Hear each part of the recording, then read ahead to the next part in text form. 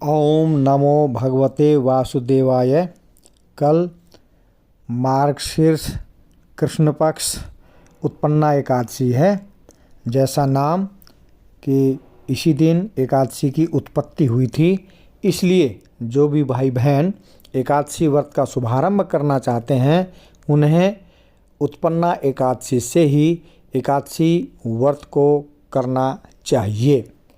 उत्पन्ना एकादशी की कथा की ओर बढ़ें उससे पूर्व आप सभी से वही विनम्र निवेदन कि यदि आपने अभी तक मेरे इस चैनल को अर्थात शास्त्री चैनल को सब्सक्राइब नहीं किया है तो सब्सक्राइब कर लीजिए। साथ में बेल आइकॉन का बटन अवश्य दबाइए ताकि भविष्य में आने वाली सभी वीडियोस का नोटिफिकेशन सबसे पहले आपको मिल सके। इसी के साथ लाइक कीजिए और साथ में शेयर भी अवश्य कीजिए ताकि दूसरे लोग भी कथा को सुन सकें। तो चलिए चलते हैं कथा की ओर। एक बार नैमिषारण्य क्षेत्र में श्री सूत जी ब्राह्मणों से बोले कि हे ब्राह्मणों, विधि सहित एकादशी महात्म्य को भगवान श्री कृष्ण ने कहा था। प्रेमी जन ही इस व्रत की उत्पत्ति को प्रेम पूर्वक सुनते हैं और इस लोक में अनेकों सुखों को भोगकर अंत में विष्णु लोक को चले जाते हैं। श्री सूत जी बोले कि हे ब्राह्मणों, सबसे पहले इस एकादशी महात्म्य को भगवान श्री कृष्ण ने अर्जुन से कहा था, उसी के अनुसार मैं आप सबको कह रहा हूँ। अर्जुन ने कहा कि हे जनार्दन, एकादशी व्रत का महात्म्य क्या है, इस व्रत को करने से क्या पुण्य फल मिलता है और इसकी क्या विधि है, सो आप मुझसे बतलाइए। ऐसा सुनकर भगवान ने कहा कि हे अर्जुन, सबसे पहले हेमंत ऋतु के मार्गशीर्ष महीने में कृष्ण पक्ष की एकादशी का व्रत ही करना चाहिए। एकादशी को प्रातःकाल उठ करके स्नान इत्यादि करके संकल्प कर लेना चाहिए और तत्पश्चात धूप दीप नैवेद्य आदि से षोडशोपचार से भगवान विष्णु की पूजा करनी चाहिए और सायंकाल के समय दीपदान भी अवश्य किया जाना चाहिए। एकादशी के दिन तथा रात्रि को भजन सत्संग आदि कर्मों में अपना समय व्यतीत करना चाहिए और ऐसा करने से अश्वमेध यज्ञ करने से जो पुण्य प्राप्त होता है उससे भी 100 गुना अत्यधिक पुण्य इस एकादशी व्रत को करने से प्राप्त होता है। इस प्रकार इस व्रत को करने से अर्थात एकादशी का व्रत करने से ही व्यक्ति यज्ञ दान तप तीर्थ स्थान आदि का फल प्राप्त कर लेता है। ऐसा सुनकर अर्जुन ने कहा कि हे भगवान, आपने इस एकादशी के पुण्य को अनेकों तीर्थों के पुण्य से श्रेष्ठ तथा पवित्र बतलाया है, सो आप मुझे इसके विषय में बतलाइए। भगवान बोले कि हे अर्जुन, सतयुग में एक महाभयंकर मुर नामक दैत्य था। उस मुर दैत्य से सभी देवता अत्यंत भयभीत रहते थे। दैत्य ने इंद्र आदि देवताओं को जीतकर उन्हें उनके स्थान से गिरा दिया था। तब वे सभी भगवान शिव के पास कैलाश पहुँचे और उस मुर दैत्य के अत्याचारों के विषय में बतलाकर कहा कि दैत्य के अत्याचारों से हम अपना जीवन मृत्युलोक में व्यतीत कर रहे हैं, कृपा करके इस दुख से छूटने का उपाय बतलाइए। महादेव बोले कि देवेंद्र, आप भगवान विष्णु के पास जाइए। इंद्र तथा अन्य देवता क्षीर सागर, जहाँ पर कि भगवान विष्णु से शैया पर शयन कर रहे थे, गए और देवताओं ने इंद्र के सहित उनकी स्तुति की। हे प्रभु, आपको बारंबार प्रणाम है, आप दैत्यों के संहारक। हे मधुसूदन, आप हमारी रक्षा कीजिए।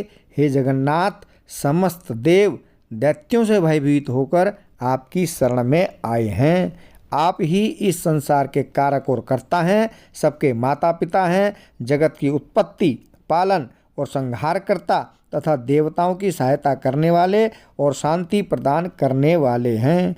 आकाश पाताल आप ही हैं। तीनों लोकों को उत्पन्न करने वाले ब्रह्मा सूर्य चंद्र अग्नि मंत्र यजमान यज्ञ कर्म कर्ता भोक्ता आदि सब कुछ आप ही हैं। हे देव, शरण में आए हुए कि आप हमारी रक्षा कीजिए। इस प्रकार देवताओं की करुण पुकार को सुनकर भगवान विष्णु बोले कि हे देवताओं, वह कौन सा दैत्य है जिसने देवताओं को जीत लिया है, कहाँ रहता है तथा उसमें ऐसा क्या बल है यह सब मुझसे कहो। भगवान के वचनों को सुनकर इंद्र बोला, हे भगवान, प्राचीन समय में नाड़ी जंग नाम का एक दैत्य था। उस दैत्य की ब्रह्मवंश से उत्पत्ति हुई थी। उसी दैत्य के लड़के का नाम मुर है। वह अपनी राजधानी चंद्रावती में, जिसने अपने बल से समस्त विश्व को जीत लिया है और देवताओं को देवलोक से निकालकर इंद्र, अग्नि, यम, वरुण, चंद्रमा, सूर्य बनकर वह स्वयं ही पृथ्वी को तपाता है, मेघ बनकर स्वयं ही जल की वर्षा करता है। अतः आप उस दैत्य को मारकर हमारी रक्षा कीजिए। इंद्र के वचन सुनकर श्री भगवान बोले कि हे देवताओं, मैं तुम्हारे शत्रु का शीघ्र ही संहार करूंगा। अब आप सब चंद्रावती नगरी को जाइए। इस प्रकार भगवान विष्णु देवताओं से कहकर उनके पीछे पीछे चंद्रावती नगरी को चल दिए। उस समय मुर नामक दैत्यों के साथ युद्ध भूमि में गरज रहा था। युद्ध होने पर असंख्य दानव अनेकों अस्त्र शस्त्रों को धारण कर देवताओं से युद्ध करने लगे, परंतु देवता दानवों के आगे एक क्षण भी नहीं ठहर सके। तब भगवान भी युद्ध भूमि में आए। भगवान विष्णु को देखा तो उन पर उन्होंने अस्त्र शस्त्रों से प्रहार आरंभ कर दिया। भगवान भी चक्र और गदा से उनके शस्त्रों को नष्ट करने लगे। इस युद्ध में अनेकों दानव सदैव के लिए सो गए, परंतु दैत्यों का राजा मुर भगवान के साथ निश्चल भाव से युद्ध करता रहा। भगवान विष्णु मुर को मारने के लिए जिन जिन शस्त्रों का प्रयोग करते, वे सब उसके तेज से नष्ट होकर उस पर पुष्पों के समान गिरने लगते। वे आपस में मल्ल युद्ध करने लगे, परंतु उस दैत्य को नहीं जीत सके। अंत में भगवान विष्णु शांत होकर विश्राम करने की इच्छा से बद्रिका आश्रम चले गए।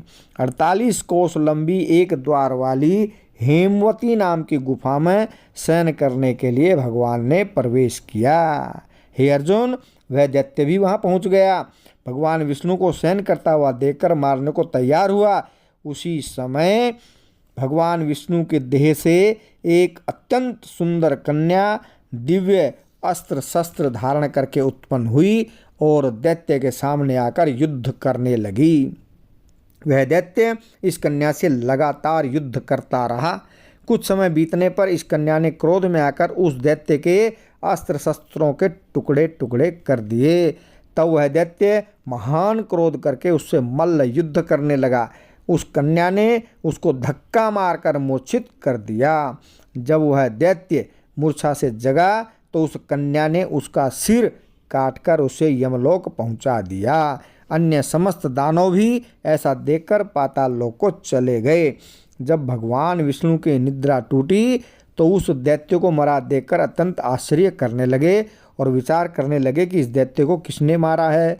तब कन्या भगवान से हाथ जोड़कर बोली कि हे भगवान, यह दैत्य आपको मारने को तैयार था, तभी मैंने आपके शरीर से उत्पन्न होकर इसका वध किया है। इस पर भगवान बोले, हे कन्या, तूने इसको मारा है, अतः मैं तुझसे बहुत ही प्रसन्न हूँ। तूने देवताओं को सुखी कर दिया है, इसलिए तू अपनी इच्छा अनुसार वर मांग ले। कन्या बोली, हे भगवान, मुझे यह वरदान दीजिए कि जो मेरा व्रत करे उसके समस्त पाप नष्ट हों और अंत में वह स्वर्गलोक के साथ आपके लोक को प्राप्त हो। जो मनुष्य भक्तिपूर्वक मेरे व्रत को करें वह निश्चय ही आपको प्राप्त कर ले। कृपया मुझे ऐसा वरदान दीजिए। इस पर भगवान विष्णु उस कन्या से बोले, हे कल्याणी, ऐसा ही होगा। मेरे और तेरे भक्त एक ही होंगे और अंत में संसार में प्रसिद्धि को प्राप्त होकर मेरे लोक को प्राप्त करेंगे। हे कन्या, एकादशी को पैदा होने से तेरा नाम भी एकादशी हुआ। जो मनुष्य तेरे इस दिन का व्रत करेंगे उसके समस्त पाप नष्ट हो जाएंगे और अंत में वह मुक्ति को प्राप्त करेंगे। तेरे व्रत का फल सब तीर्थों के फल से महान होगा।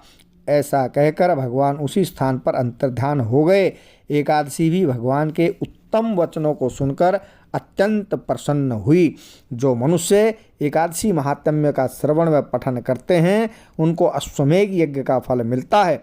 जो मनुष्य भक्तिपूर्वक कथा सुनते हैं वे विष्णु लोक को जाते हैं। विष्णु धर्म के समान संसार में कोई दूसरा धर्म नहीं है और एकादशी व्रत के बराबर कोई भी दूसरा व्रत नहीं है। आज के लिए इतना ही, मिलते हैं अगली किसी वीडियो में। वंदे मातरम। जय हिंद, जय भारत।